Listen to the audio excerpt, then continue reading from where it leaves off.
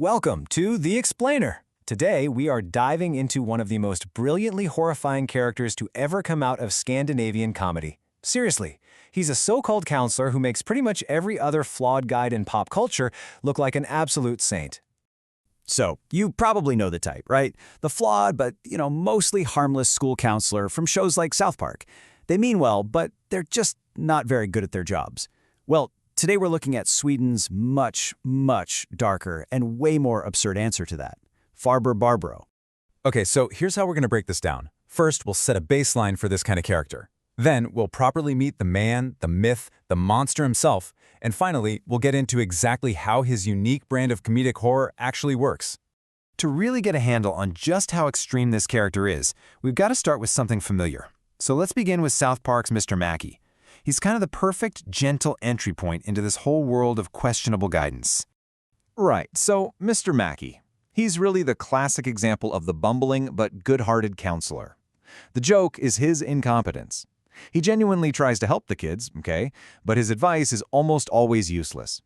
His catchphrase is way more memorable than any lesson he's ever taught. He's a failure, sure, but he means well. Okay, now I want you to take that idea of a well-intentioned failure and just throw it out the window. We're entering a much more sinister territory now. It's time to meet Farbror Barbro, a creation from the legendary Swedish comedy group Killinggänget, who takes incompetence and twists it into pure malice. And what's so brilliant here is that his whole look is a weapon of satire. Every single detail, the kind of indeterminate gender, the shaggy hair, the red velour tracksuit, and the Birkenstocks, it's this perfect send-up of the soft, supposedly progressive authority figures that were all over Sweden in the 70s and 80s. He looks completely non-threatening, but believe me, that's the trap. So here's the absolute heart of the character. His entire reason for being is to be the worst possible version of a person in his profession. It's not just that he's bad at his job. His job is just a minor inconvenience, a stage for his one true passion. And this obsession, it's not just some funny little quirk. No, it is the engine that drives his comedic cruelty. It is a complete and total abandonment of his duties as a counselor, and it's where the dark humor really takes off. So let me paint you a picture from one of his most famous sketches. It's a radiotherapy show. A phone rings. It's a teenager, Lena, and she is desperate. She's in the middle of an absolute crisis, and she's reaching out for help. She's only 14 years old, and she tells him, "Hello, I'm pregnant." She's terrified. She says her parents are going to be furious.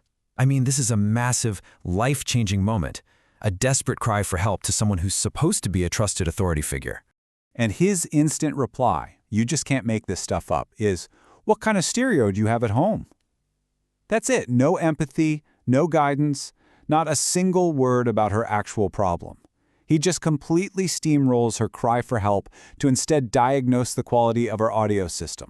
He hijacks her entire crisis to start pitching an audio product. He goes on to explain that this new CD cleaner will give her a clean conscience, literally equating the purity of her sound system with her own moral state. The metaphor is it's as brutal as it is hilarious.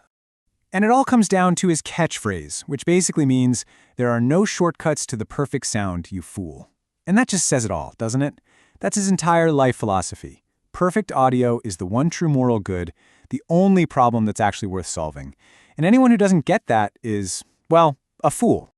But if you thought that was bad, well, buckle up, because his negligence escalates. It goes way beyond just ignoring people into the realm of active, public, psychological warfare. And this all comes to a head in what is maybe his most infamous and horrifying scene. So imagine this, a school assembly. Farbror Barbro is up on stage, and he's dressed in the traditional white robes of Lucia, a Swedish symbol of light and hope. He tells everyone he wants to tackle the bullying problem so they can have a cozy school again. It all sounds so caring, right? So therapeutic. But under this disguise of helping, he just systematically dismantles a student named Katrine. Let's walk through this nightmare. First, he reassures her by insulting her body. Then, he decides to dispel rumors by broadcasting her deepest insecurities to the entire school. As you can see, each step is just a deeper and deeper violation. And then he drops this absolute bomb. He announces her most private, her most deeply traumatic secret, a self-induced abortion, to everyone. He turns it into a public spectacle, and all the while he's claiming he's just trying to clear the air. It's breathtakingly cruel. And that is the twisted genius of this character. It's the complete inversion of therapy. He takes the language of empathy and healing, words like let's talk, clear the air, private chat, and he weaponizes it to commit these profound acts of public aggression and humiliation. So, what's the point? Why create a character this monstrous? Why on earth is this funny, instead of just being completely and utterly depressing? Well, Farbror Barbro is this perfect satire of a very specific kind of failed authority. See, he isn't some mustache-twirling villain. He's something way more familiar. He is the authority figure whose own profound self-obsession, his focus on his own weird little hobbies, makes him just as destructive as any truly evil person. He represents the total failure of a system that cares more about using therapeutic buzzwords than actually caring for people. Ultimately, a character like Farbror Barbro forces us to look at the terrifying absurdity of placing our trust in systems and in people who are fundamentally, and in this case hilariously, broken. The comedy works because it's a wild exaggeration of a truth we all kind of recognize, that sometimes the people who are supposed to be in charge are the very last people you should ever ask for help.